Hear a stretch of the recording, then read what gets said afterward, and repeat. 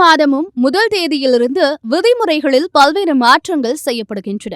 வரும் செப்டம்பர் மாதம் GST, SBI cards, LPG, CNG, PNG உள்ளிட்ட பல பெரிய மாற்றங்கள் வரவுள்ளன.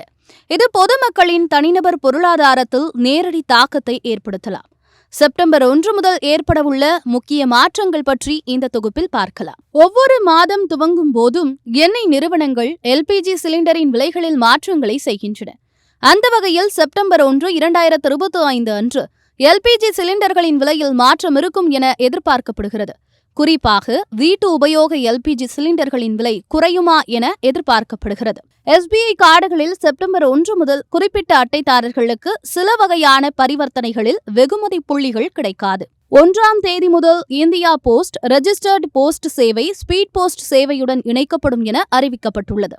செப்டம்பர் 1 முதல் வெள்ளி நகைகளில் ஹால்மார்க்கிங் செய்வதற்கான புதிய விதியை அரசு அமல்படுத்தலாம் என்று கூறப்படுகிறது. அடுத்து ஜிஎஸ்டி கவுன்சில் கூட்டம் செப்டம்பர் 3 மற்றும் 4 ஆகிய தேதிகளில் நடைபெறவிருக்கிறது.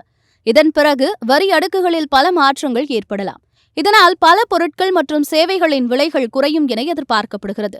செப்டம்பரில் 8வது ஊதிய குழுவின் தலைவர் மற்றும் உறுப்பினர்களின் நியமனம் நிச்சயிக்கப்படும் என கருதப்படுகிறது.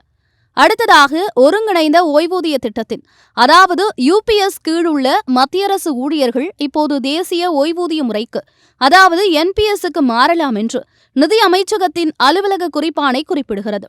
இருப்பினும் ஒருமுறை ஒருவர் யுபிஎஸ்க்கு மாறிவிட்டால் மீண்டும் என்பிஎஸ்க்கு மாற முடியாது. யுபிஎஸ்ஸில் சேருவதற்கான கடைசி தேதி செப்டம்பர் 30 நிர்ணயிக்கப்பட்டுள்ளது.